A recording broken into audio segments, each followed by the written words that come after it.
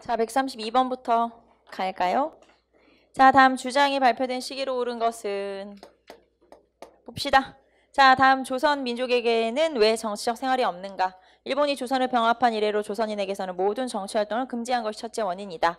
지금까지 해온 정치적 운동은 모두 일본을 적대시하는 운동뿐이다. 이런 종류의 정치운동은 해외에서나 할 수 있는 일이고 조선 내에서 허용되는 범위 내에서 일대 정치적 결사를 조직해야 한다는 것이 우리의 주장이다. 자, 여기에서 이광수라고 나와 있죠. 그리고 뭐라고 하고 있냐면 지금 일본이 허락하는 범위 내에서 우리도 정치에 참여해야 된다라고 나와 있죠. 이런 걸 자치운동이라고 그래요.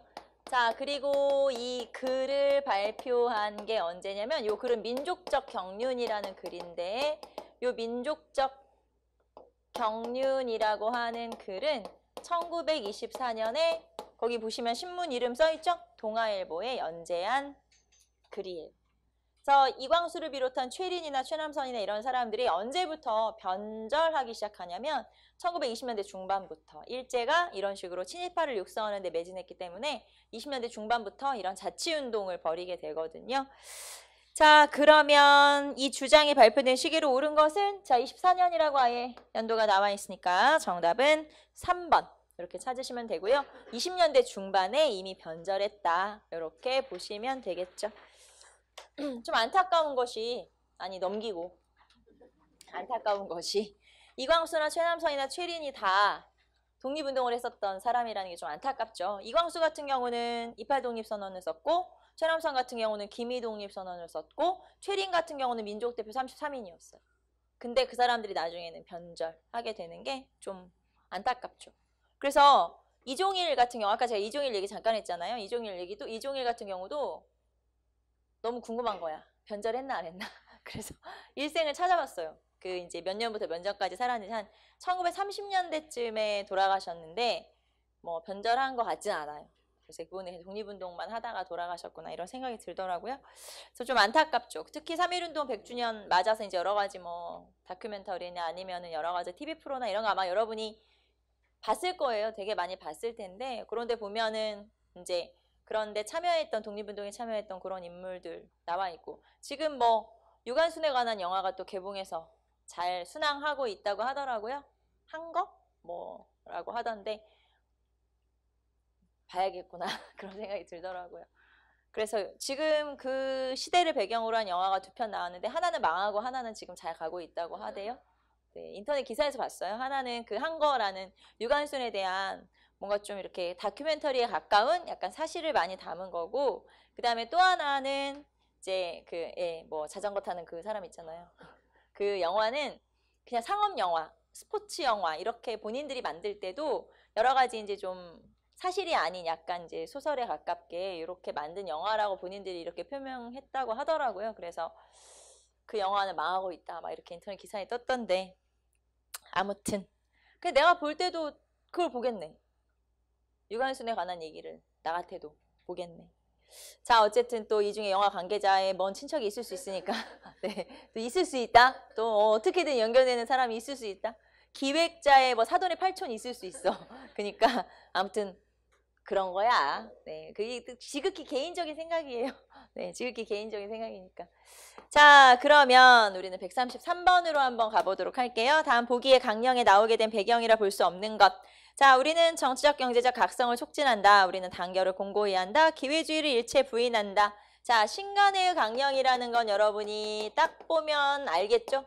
1927년부터 1931년까지 있었던 단체가 신간회고요. 신간회는 일제시대 최대의 민족운동 단체이면서 자, 민족주의 계열과 사회주의 계열에 연합한 민족유일당 운동 단체이죠. 자, 그러면 이런 강령이 나오게 된 배경이라는 건 요 신간회가 만들어지게 된 배경이라는 거잖아요. 그럼 신간회라고 하는 건 자, 비타협적 민족주의 계열과 비타협적 민족주의 계열의 독립운동가들과 그 다음에 사람들과 그리고 사회주의자들이 연합을 하게 된 거예요. 그러면 이렇게 비타협적 민족주의 계열과 사회주의 계열이 연합을 하게 된 계기는 일제가 우리 앞에 문제처럼 친일파를 육성하는 데 매진을 했기 때문에 저렇게 되지 말자. 저 사람들은 좀 이제 이상한 애들이니까 쟤네 빼고 나머지 사람들이 모여서 같이 활동을 해보자. 이렇게 만들어진 거예요. 그래서 여기에서는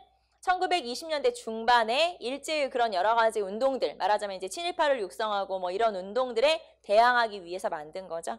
자, 그러면 1번 일제의 민족 분열 정책에 대응하고자 했다? 네, 이게 딱 내용이고, 두 번째 농촌진흥운동을 촉진하고자 했다. 농촌진흥운동은 1932년부터 1940년까지 활동했던 그런 이제 전개되었던 활동으로, 자, 말 그대로 농촌진흥운동은 누구를 달래기 위한 정책이었을까요?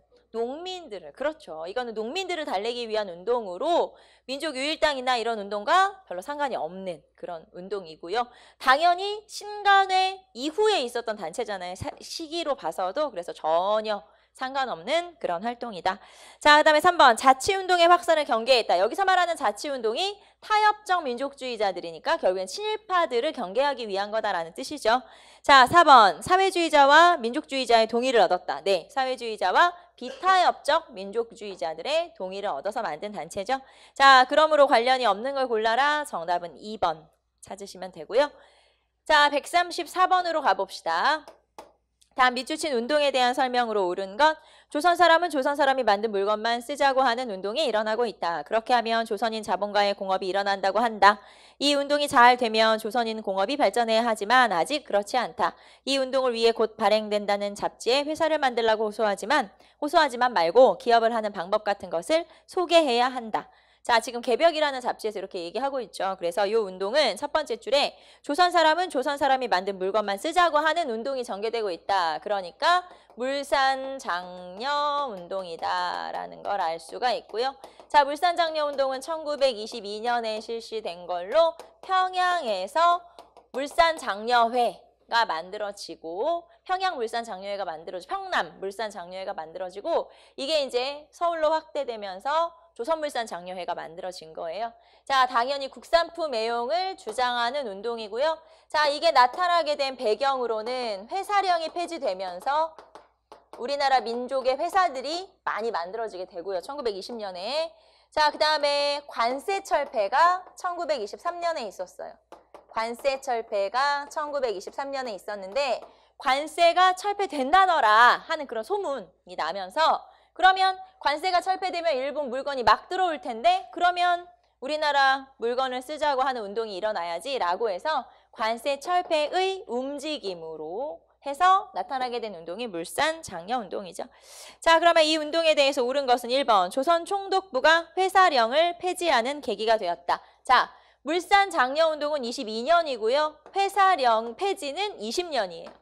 그러니까 그 뒤에 있는 운동이 그 전에 있는 운동의 계기가 될 수는 없잖아요. 1번 틀렸고 2번 원산 총파업을 계기로 조직적으로 전개될 수 있었다. 자, 원산 노동자 총파업은 1929년이에요. 노동쟁의의 가장 대표적인 운동이고 신간회가 지원한 운동으로 유명하죠. 자, 그러면 시기가 너무 다르기 때문에 아니고 3번 조만식 등에 의해 평양에서 시작되어 전국으로 확산되었다. 자, 평양에서 시작됐고 조만식이라고 하는 민족주의자가 주도한 거죠. 그래서 정답은 3번. 자, 조선 노농총동맹의 적극적인 참여로 대중적 기반이 확충되었다. 자, 조선 노농총동맹은 1924년에 만들어진 단체고요. 자, 이 노농총동맹이 1927년으로 가면 농민총동맹과 조선이 앞에 붙어요. 지금 제가 조선 다 생략한 거예요. 조선 농민총동맹. 자, 그 다음에 조선 노동총동맹으로 이렇게 나눠지게 돼요. 자, 다시 노농총동맹이 27년으로 가면 농민총동맹, 노동총동맹. 무슨 말인지 이해돼요? 네, 이 단체가 이제 찢어진 거죠. 농민, 노동 따로. 원래는 노농총동맹이었는데. 자, 그래서 1924년에 있었던 단체다. 자, 그러므로 이 운동에 대해서 옳은 것을 골라라. 그러면 정답은 3번. 네, 조만식에 의해서 평양에서 이렇게 찾으시면 되겠죠? 정답 3번. 자, 135번 보기의 기사와 관련된 운동에 대한 설명으로 옳은 것은 자, 우리의 빈약한 원인이 무엇인가를 말하고자 하노라. 나는 큰 원인이 있음을 간파하였으니 즉 자작 자급치 아니함이라 하노라. 자, 환원하면 조선불산을 장려치 아니함이니 고로 오인이 이에 대서특필하고 절규 고창하는 바는 자작 자급하자 함이니 즉 조선불산을 장려함이 또 환원하면 보호무역을 의미함이니 이것이 조선인의 가장 큰 문제라 하노라. 자, 결국에는 자작 자급하자는 거잖아요. 그러면 우리가 만든 물건 우리가 쓰자 그 얘기잖아요. 그래서 결국에는 물산 장려 운동이구나.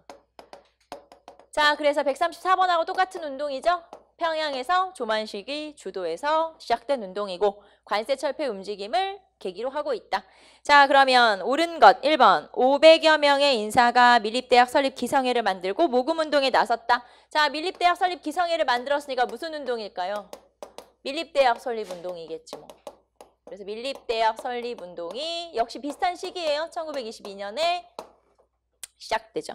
밀립대학 설립은 말 그대로 2차 조선교육령에서 1911년에 22년에 발표된 2차 조선교육령에서 대학을 설립할 수 있다. 대학 교육을 허용한다. 라는 내용이 들어있지만 대학이 없자, 만들어주지 않게 되자 그럼 우리가 돈을 모아서 밀립대학을 만들겠다라고 하는 운동이 벌어지게 돼요. 물론 실패하죠. 그 대신에 일본이 경성제국대학을 1924년에 지어주기는 하지요. 자, 그게 바로 밀립대학 설립운동이고 2번 조선인이 만든 것을 입고 먹고 쓰자라는 구호를 내세웠고 민족자본 육성을 하려고 하였다. 네, 정답은 2번이 되겠죠. 자, 3번 대구에서 서상돈 등이 국민성금으로 국채를 갚자는 운동이 벌어졌다. 자, 그럼 무슨 운동? 국채보상운동이 되겠죠. 자, 국채보상운동은 여러분이 시기를 기억해 두시면 되죠. 1907년. 자, 조선어학회가 참여하였으며 전국 규모의 문맹퇴치운동을 전개하였다. 자, 문맹퇴치운동. 자, 문맹퇴치운동은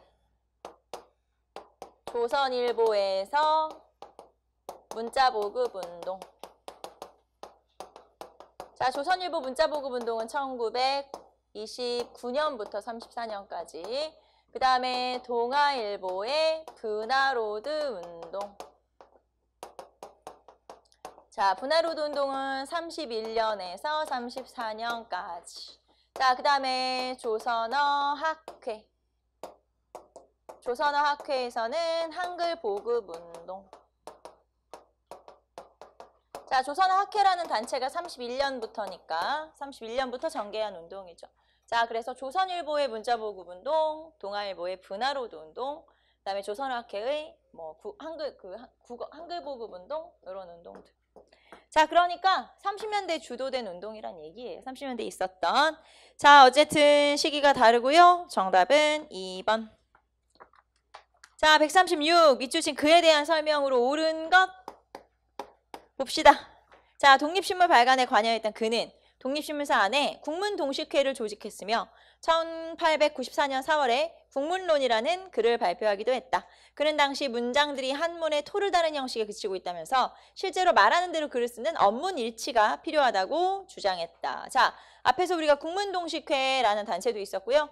자, 그 다음에 아까 국문연구소도 있었고, 자, 이 인물은 주시경 선생이에요. 또 국어 연구하면 또 주시경 선생이죠. 자, 그러면 주시경 선생에 대한 설명으로 옳은 것은 그랬네요. 자, 이분은 1876년에 태어나서 1914년에, 그러니까 되게 오래 살진 못했죠. 네, 이렇게 활동했던 인물이고요. 자, 그러면 1번 우리말 큰사전의 편찬을 주도했다. 우리말 큰사전 편찬을 주도한 건 조선어학회인데 조선어학회는 1931년부터예요. 그러므로 시기가 다르죠. 두 번째, 문법사적인 국어 문법을 저술했다. 국어 문법이라고 하는 책을 쓴 양반이 주시경 선생이죠. 그래서 정답은 2번. 3번에 조선어 연구회를 주도적으로 조직했다. 자, 조선어 연구회도 조직할 수가 없는 게 조선어 연구회가 만들어진 시기는 1921년이거든요. 그러므로 이때도 없었죠. 뭐 있을 수가 없지. 자, 그 다음에 4번에 자, 한글 맞춤법 통일안을 만들어 발표했다. 역시 조선어학회. 자, 그러므로 조선어 연구회나 조선어 학회에서는 활동할 수가 없어요. 이 양반은 시기상. 이분이 활동할 수 있었던 건 국문연구소. 네, 그 정도까지. 정답은 2번. 137번. 다음 글의 저자에 대한 설명 옳은 거. 국가의 역사는 민족의 소장성쇠의 상태를 서술할지라 민족을 빼면 역사가 없으며 역사를 빼어버리면 민족이 그 국가에 대한 관념이 크지 않을지니 오호라 역사가의 책임이 그 역시 무거울진저 만일 그렇지 않으면 있는 무정신의 역사이다. 무정신의 역사는 무정신의 민족을 낳으며 무정신의 국가를 만들 것이니 어찌 두렵지 아니하리오. 자, 뭐가 좀 강조된 것 같은 느낌적 느낌이 들어요? 어떤 단어가 이제 딱 이상한 단어 생각하지 말고 잘 보란 말이야. 여기서는 뭐가 딱 고딕체로 좀 여러분 머리에 쫙 박히지 않아? 여기서는 민족이에요, 민족. 그러니까 여기서 이 글을 쓴 사람은 뭐라고 본 거냐면, 자, 민족이라는 건 사라지는 게 아니에요. 나라는, 국가는 물질적인 거니까 사라질 수 있어요. 국가는 없어질 수 있어. 나라는 없어질 수 있어. 그런데 민족은 사라지는 게 아니잖아요. 그러니까 우리가 이 민족을 잘 지켜나가면 나라가 없어진다 하더라도 나중에 국가는 또 세우면 되는 거예요. 민족이라는 건 사라지는 게 아니기 때문에 그래서 민족을 잘 지키면 된다. 이렇게 주장을 하고 있어요. 그래서 이 글에서는 민족주의 사학의 기반을 닦은 거예요. 말하자면 기반을 마련한 건데, 자, 그러면 이 글은 뭐냐? 신채호가 쓴 독사신론이라고 하는 논술이죠. 말하자면은. 그래서 대한민일신보에 1908년부터 연재했던 논술이고요. 이 논술에서 강조한 건 민족이죠. 그래서 민족주의 사학의 기반을 마련하였다. 자, 어떤 책이나 여러분이 이제 우리 역사 쭉 배우면서 어떤 책이나 또는 어떤 뭐 논술이나 이렇게 논술이나 이런 것들이 어떤 의미를 갖는 것들이 있잖아요. 예를 들면 우리가 신간에 하면 딱 민족유일당원도 딱 떠오르는 거나 마찬가지로 어떤 책이나 그다음에 어떤 이런 논술이나 어떤 글이나 이런 거에서 여러분이 이걸 뭘 말하는 건지 어떤 게 핵심인지를 알고 있어야 돼요. 우리가 조선혁명 선언하면 의열단 선언 딱 떠오르는 것처럼 똑같이 독사신론하면 이게 민족주의 사학의 기반을 마련한 거구나. 쉽게 말하면 어떤 책이라든가 논술이라든가 이런 거 서술하는 표현까지 여러분이 같이 알고 있어야 된다 그 말이에요. 무조건 딱 기억이 나야 돼요. 무슨 말인지 이해돼요? 그래서 그렇게 연결할 수 있으면 그런 어떤 서술 표현까지 연결할 수 있으면 문제 풀기가 되게 쉬워요. 예를 들면 이 실학자가 어떤 책을 썼고 이 책은 뭘 말하는 것까지 여러분 쭉 알고 있다거나 아니면 어떤 예를 들면 우리가 소론 얘기할 때 여러분한테 이렇게 얘기했죠. 소론이라고 하는 건 성리학 이해의 탄력성을 지닌다. 여기까지 같이 알고 있어야 된다. 그럼 무조건 소론이야. 이렇게. 그 다음에 지행합일 나오면 무조건 양명학이지. 이렇게 딱 떠오르는 게 있잖아요. 여러분이 지금 제가 얘기하면 여러분이 이게 이거지라는 떠오르는 게 있을 거예요. 그렇게 어떤 단어들이나 어떤 책이나 어떤 학문이나 이런 것들을 서술하는 표현까지 알고 있으면 문제 풀기가 되게 쉽다 이 말이에요. 무슨 말인지 알겠어요? 고민 안 해도 되니까 그냥 무조건 이거 나오면 이거지. 이거 나오면 이거지. 그런 거죠. 그래서 여러분이 저서라든가 그런 어떤 서술어라든가 이런 표현들 이런 것까지 같이 알고 계시면 되는데, 자, 독사신론을 표현하는 게 이거예요. 독사신론이라는 건 민족주의 사학의 기반을 마련했어. 이런 표현이 나오면 독사신론이구나 딱 떠오르시면 되죠. 그래서 서술하는 표현까지 같이 알고 있으면 문제 풀기가 훨씬 쉽다. 고민할 필요가 없기 때문에. 무슨 말인지 알겠죠? 자, 어쨌든 신채우다.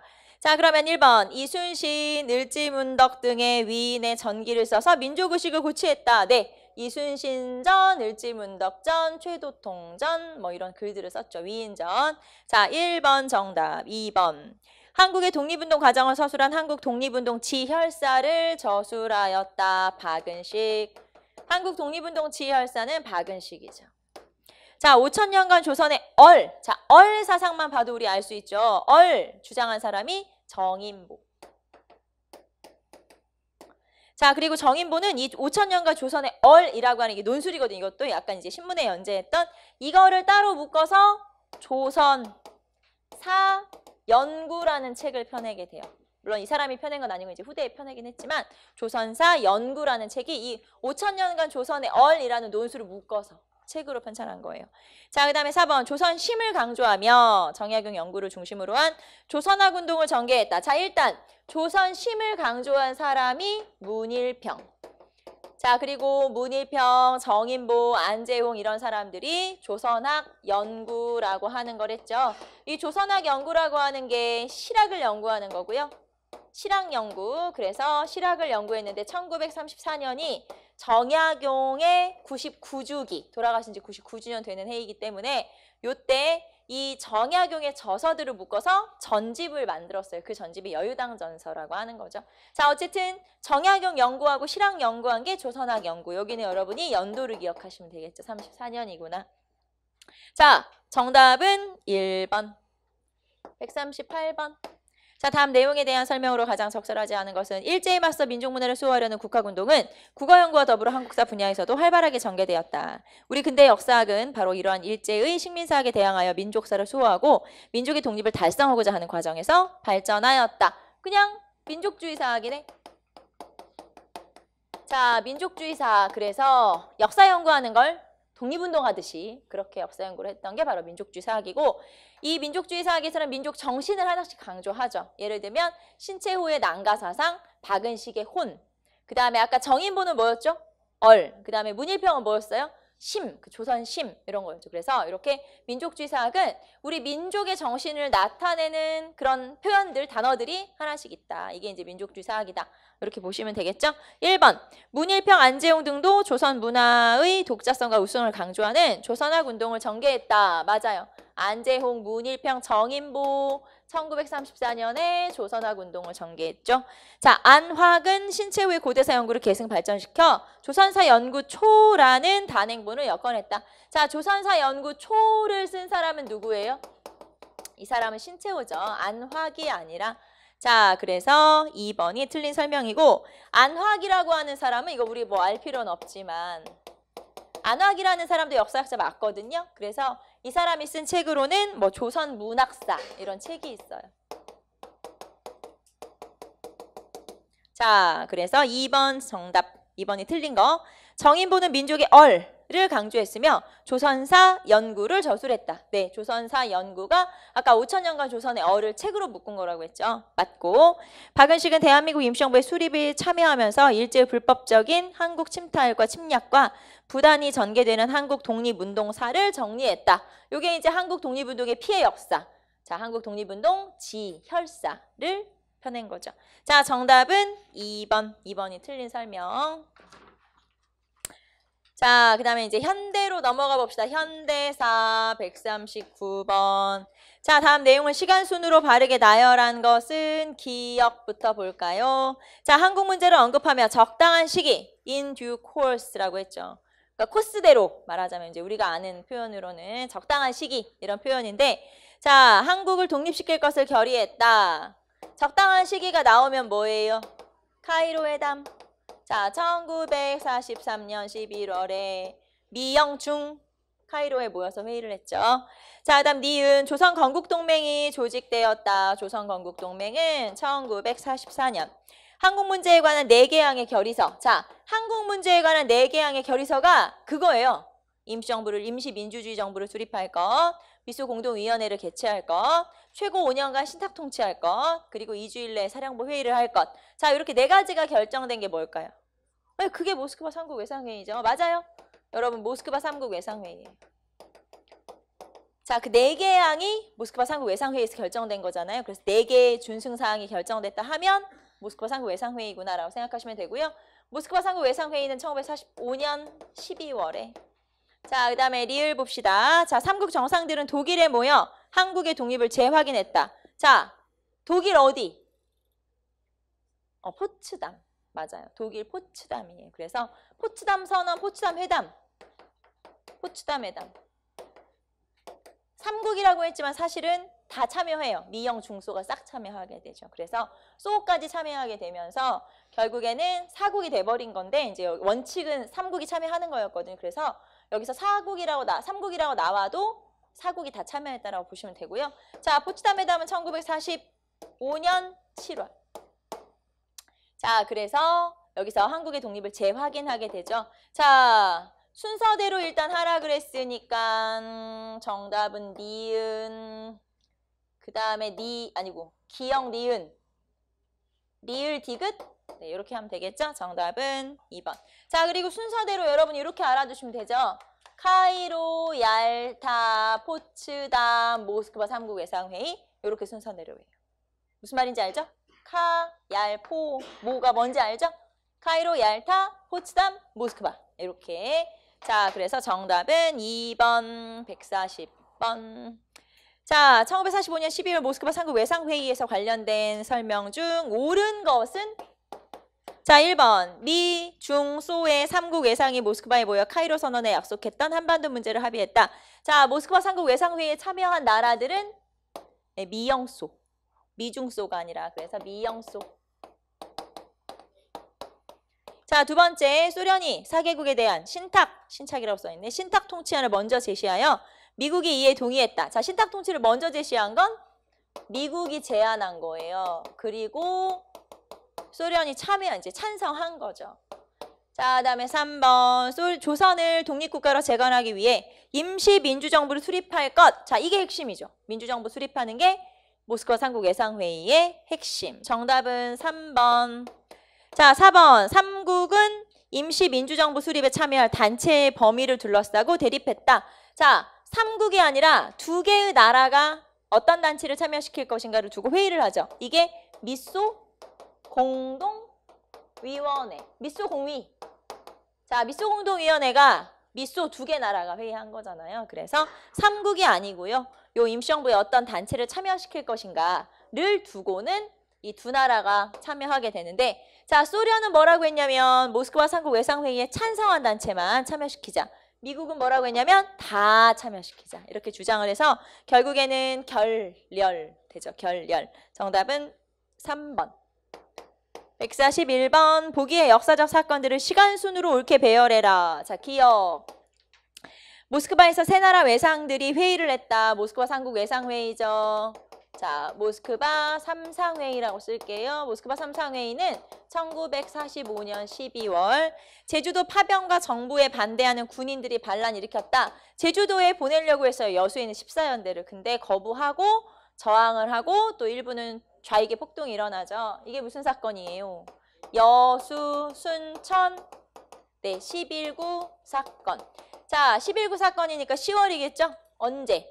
1948년이에요. 이거는 정부 수립 이후에 그 혼란을 나타내는 거니까 1948년 10월. 자, 그 다음에 디귿. 자, 경교장에서 백범 김구가 육군 소위 안두희에게 암살당했다. 김구 암살. 김구 암살은 1949년 6월. 요즘에 여운형 암살도 뒤에 보면 물어보죠. 여운형 암살은 47년 7월. 여운형은 좌우합작 운동 하다가 이제 끝에 암살당하죠. 47년 7월에 암살당했고, 김구가 암살당한 건 49년 6월에 암살당했고요. 자, 그 다음에 좌우의 세력이 힘을 합치려는 운동을 전개했다. 좌우합작 운동이겠죠. 좌우합작 운동이 있었던 시기가 1946년 7월부터예요. 이승만의 정읍 발언이 46년 6월이거든요. 그거에 이제 저항하여, 말하자면 대항하여 좌우가 합치자라고 했으니까 좌우합작 운동. 자, 미음. 평양에서 남북의 정치, 사회단체 지도자들이 모였다. 자, 남북한 재정당 사회단체 연석회의. 우리가 아는 걸로는 남북협상. 남한만의 단독정부 수립이 결정이 되자 유엔에서, 유엔 소총회에서 남북협상을 전개하게 되죠. 자, 그러면 남북협상 갔다 온 사람이 누구? 김구, 김규식. 좌우합작 운동 전개한 사람이 여운형, 김규식. 여운형, 김규식, 김구, 김규식. 알겠죠, 여러분? 누군지도 기억하시면 되죠. 자, 순서대로 쭉쭉 기역, 리을, 미음, 니은, 디귿. 정답은 3번. 자, 142번. 자, 밑주신 그에 대한 설명으로 옳은 것은, 자, 그는 신민회 회원으로 활동하면서 해서교육총회에 가담해 교육사업에 힘을 기울였으며 안학사건에 연루되어 일제 경찰에 체포되었다. 1923년에 열린 국민대표회에서는 창조파와 개조파가 대립했을 때 그는 국민대표회의 해산을 명하는 내무부령을 공포하였다. 그 뒤에 그는 한국국민당을 조직하는 등 독립운동 정당을 만들기 위해 노력했다. 말하자면 국민대표회의가 열렸을 때 이 사람은 창조파든 개조파든 나는 다 싫다 이렇게 주장한 사람이란 얘기예요. 그리고 한국국민당을 창당했다가 나중에 한국독립당을 창당하게 되죠. 이 사람은 누구냐? 김구. 아까 아까 1949년 6월에 암살당했다고 했고요. 김구에 대한 설명. 자, 1번. 평양에서 열린 남북협상회의에 참석했다. 자, 남북협상에 참여한 인물이 누구? 김구, 김규식이잖아요. 그래서 1번이 정답. 2번 봅시다. 조선민족혁명당을 조직하고 조선의용대를 이끌었다. 김원봉. 김원봉이죠. 자, 그 다음에 안재홍과 함께 조선건국준비위원회를 주도적으로 조직하였다. 자, 건준이를 만든 사람, 건국동맹을 만든 사람이 여운형. 그 다음에 대통령 직선제를 골자로 하는 발췌개헌안을 국회에 제출했다. 자, 이거는 뭐 이미 이승만이 대통령이었으니까 이승만 쪽이겠죠. 자, 그래서 정답은 1번. 자, 남북협상에 대한 설명으로 옳은 것은 143번. 자, 남북협상 1번. 제1차 미소공동위원회와 제2차 미소공동위원회 사이에 추진되었다. 자, 1차 미소공위가 1946년 3월. 2차 미소공위가 1947년 5월. 자, 그러면 여기서 뭐 말했어? 남북협상 48년이라면서요. 거기 써있네, 아예 문제. 그러니까 이 사이에 들어갈 수가 없지. 1번 틀렸네요, 기억은. 자, 니은 봅시다. 좌우 정치 세력의 합작을 위한 7원칙을 발표했다. 자, 좌우 정치 세력의 7원칙이니까 좌우 합작 7원칙. 좌우 합작 7원칙이 발표된 시기가 1946년 10월. 그래서 니은도 틀렸죠. 좌우 합작 7원칙 물어보는 시기 물어보는 문제는 정말 많이 나와요.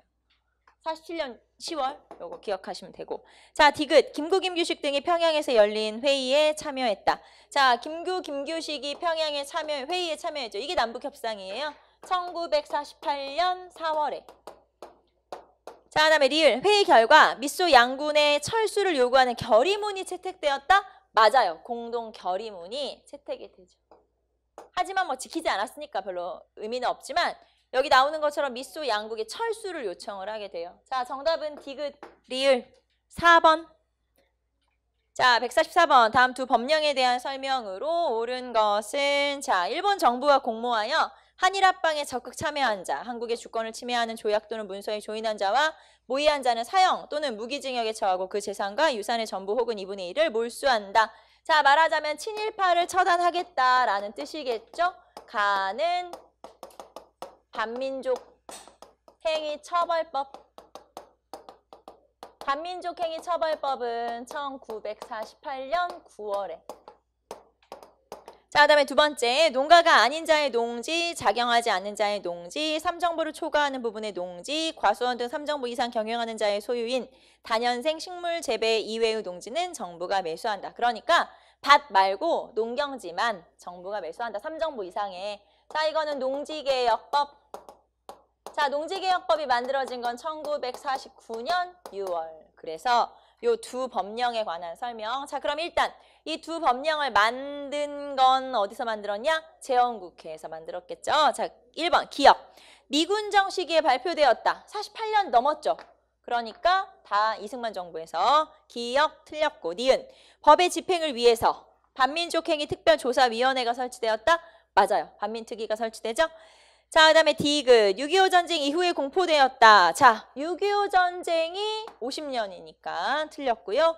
자, 리을. 재헌헌법에 의거하여 특별법의 형태로 제정되었다. 맞아요. 재헌헌법에 기초를 두고 특별법의 형식으로 제정되죠.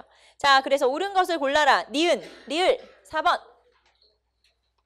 자, 145번. 자, 재헌국회와 관련된 설명으로 옳지 않은 것은 자, 1번. 재헌헌법은 약 4년간 유지되었다. 자, 일단 재헌헌법이 만들어진 건 언젠가요? 여러분, 재헌국회의원이 뽑혀서 헌법을 만들고 공포한 그날이 니들 쉬는 날이잖아. 그게 언제예요? 재헌절. 그러니까 몇 년 7월?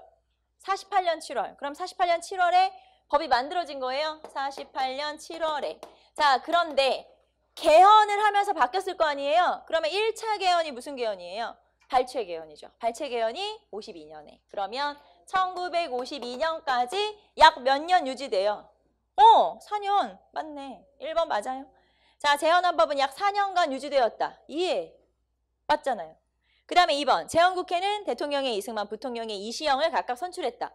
네, 맞죠? 당연히. 자, 대통령 이승만, 부통령 이시영, 국무총리 이범석, 그 다음에 국회의장 신익희, 대법원장 김병록, 등등 이렇게 만들어주죠. 각부 요인들이 그렇게 선출되죠. 2번 맞고요. 3번. 48년 5월 10일 총선거는 만 21세 이상의 모든 국민에게 투표권이 부여된 우리나라 최초의 보통선거이며, 예, 당연히 198명의 재헌국회의원이 선출되었다. 원래 정원은 몇 명인데? 200명. 그런데 제주도 4.3 사건 때문에 2명을 못 뽑았죠. 2명은 이제 내년에 뽑게 된 거죠. 49년에. 그리고 총 198명의 국회의원이 선발되고요. 여기서 이제 여러분이 만 21세 이상의 모든 남녀의 보통선거가 이루어지게 되는 거예요. 그래서 이것도 한번 읽어보시고. 자, 그럼 3번 맞네요. 4번. 재헌국회의원을 정당별로 보면 한국민주당이 가장 많았다. 아니고. 이런 거 복잡한데. 자, 일단 4번이 틀린 거예요. 한국민주당이 가장 많은 게 아니거든요. 제가 한번 쭉 써볼 건데, 자, 일단 대한독립촉성국민회. 대한독립촉성국민회가, 자, 대한독립촉성국민회라는 단체가 있었어요. 정당이. 여기서 54석. 그 다음에 한국민주당이, 한민당이면 약간 지주 세력이면서 자본가 계급이면서, 그 다음에 그 미군정과 좀 절친이었다. 송진우, 김성수, 그쪽 정당이죠. 자, 그쪽 정당이 29석. 그 다음에 대동청년당 12석. 여러분이 이 2개 정도만 알아두시면 되죠. 이걸 또 다 적었어? 왜? 적지 마. 이런 걸 왜 적어요? 아무짝에도 필요 없는데. 거봐, 나도 안 외우고 있어. 나도 몰라. 나도 이걸 내가 외울 필요가 없잖아요. 6석. 그 다음에 뭐 무소속 84석. 뭐 아무 필요 없죠. 무소속 84석 등등. 자, 그러면 여기서 대한독립촉성국민회가 뭐냐면 원래 이승만 정당이 뭐였어요? 이승만 정당, 독립촉성중앙협의회. 그쵸? 그런데 거기에다가 신탁통치 반대운동을 하던 단체를 합쳐서 나중에 이승만의 정당이 된 단체가 이름이 이렇게 바뀌어요. 비슷하지 않아요? 막 촉성 들어가고. 네, 그래서 대한독립촉성국민회로 바뀌어요. 원래는 독립촉성중앙협의회였었는데, 그래서 이승만 정당이라고 생각하시면 되고, 그래도 198명 중에 54석이면 이렇게 아주 많은 건 아니지 않아요? 네, 별로. 그 다음에 한국민주당은 우리가 알고 있는 그 약간 지주 자본가 계급인데 29석밖에 못 얻었죠. 그래서 사실은 굉장히 많은 석을 얻은 건 아니었어요. 자, 어쨌든 4번의 재헌국회의원에서는 한국민주당이 가장 많지는 않았다라는 거. 정답은 4번이 정답이 되겠죠. 자, 146번. 네, 이런 거 쓰잘데기 없는 거 외우지 마시고요. 근데 여러분이 이 정도는 한국독립촉성국민회랑 한국민주당이 혹시 그래프 같은 걸로 나올 수 있어요. 그럼 이거는 무슨 선거냐라고 물어보면 이게 재헌국회의원 선거구나. 그 정도는 알아야지. 무슨 말인지 알겠지? 이게 몇 석 이런 걸 외울 필요는 전혀 없지만 그래도 이렇게 분포를 보면 여기서 좀 많이 나왔네. 요게 이제 그 세력이지. 그러면서 이게 재헌국회의원을 말하는 거구나 정도는 알아야 되겠죠. 그래서 물론 외울 필요는 없지만 돌아가는 추이는 알아야 된다 이 말이에요. 146번 갑시다. 가시기에 있었던 내용으로 옳은 것을 보기에서 고르면, 자, 제가 그냥 연도 쭉 써볼게요. 대한민국 정부 수립은 48년 8월, 그 다음에 6.25 전쟁은 50년 6월, 그 다음에 휴전협정 조인, 자, 휴전협정 조인은 53년 7월, 그 다음에 진보당 사건은 58년, 그 다음에 부정선거는 60년, 4.19 혁명과 연결되니까. 그래서 쭉. 자, 그러면 가는 어디냐면 6.25 전쟁에서부터 휴전협정 조인까지니까 요 시기가 가에 들어가요. 자, 그러면 1번부터 기억부터 봅시다. 평화선 선언. 자, 이거를 이승만 라인이라고 해서 독도까지 넣어서 우리 영토는 여기까지야 라는 걸 선언한 게 평화선 또는 이승만 라인이라고 해요. 1952년에. 자, 그 다음에 반민족행위 처벌법 제정. 요건 이제 친일파 처단하는 거니까 1948년 9월. 자, 우리말 큰사전 완간. 원래 우리말 큰사전을 어디서 만들려고 했냐면 조선어학회에서. 근데 실패했죠? 그러면서 이게 완관된 거는 57년. 그 다음에 국민방위군 사건. 국민방위군 사건이 그거죠, 여러분. 군인들을 뽑아놨어요. 앞으로 군대에 내보내려고. 지금 전쟁 중이야. 전쟁 중에 전쟁에 투입하려고 군인들, 젊은 사람들을 뽑아놨는데 이 사람들을 먹이고 입히고 그 다음에 이 사람들을 이동을 시키고 이거를 나라에서 하려고 예산을 책정해놨지만 그 예산을 중간에 이제 나쁜 사람들이 다 챙겨먹는 바람에 이 중에 몇만 명이 얼어 죽고 굶어 죽고 한 사건이 벌어져요. 그게 국민방위군 사건이어서 이승만 정부의 큰 실정 중에 하나가 국민방위군 사건이고 이거는 그냥 여러분이 언제라고 생각하시면 되냐면 1.4.5태 때, 그 즈음에. 1.4.5태가 그러면 언제? 중공군한테 밀려서 다시 내려온 거잖아요. 중국 공산군한테. 그러니까 1951년 1월이겠죠, 당연히. 그래서 1.4.5태라는 게 서울 두 번째 뺏긴 거. 서울을 우리가 두 번 뺏기고 두 번 되찾았는데 서울을 두 번째 뺏긴 게 1.4.5태거든요. 그래서 그 즈음이니까 51년이라고 생각하시면 돼요. 자, 국민방위군 사건은 1.4.5태 때다. 이렇게 여러분 이렇게 연결해 놓으시면 되겠죠. 시기를 물어볼 수 있으니까. 자, 그러면 이 중에서 6.25 전쟁 중이니까 기억, 리을 이렇게 찾으면 되겠네요. 정답 4번. 자, 147번. 다음과 같은 내용의 헌법에 의거해 수립된 정부에 대한 설명으로 옳은 것은 자, 의원의 정수와 선거에 관한 사항은 법률로 정한다. 참의원 의원의 특시, 특별시와 도를 선거구로 하여 법률이 정하는 바에 의거해 선거하며 그 정수는 민의원 정원수의 4분의 1을 초과하지 못한다. 대통령은 양원 합동회의에서 선거하고 제적 국회의원의 3분의 2 이상의 투표를 얻어 당선된다. 국무원은 민의원에서 공무원에 대한 불심 결의안을 가결할 때에는 10일 이내에 민의원 해산을 결의하지 않는 한 총사직하여야 한다. 자, 일단 뭔 말인지 모르겠고 참의원, 민의원 나와 있어요. 양원제라는 뜻이고요. 자, 그래서 두 번째 줄에 양원이라고 나와 있죠. 자, 그럼 이렇게 양원제 국회가 수립된 시기가 장면 내각이죠. 그래서 그러면 이게 지금 이 헌법에 의해서 수립된 정부라고 했으니까 자, 이 헌법은 뭐냐면 3차 개헌이고요. 자, 양원제, 그 다음에 내각 책임제.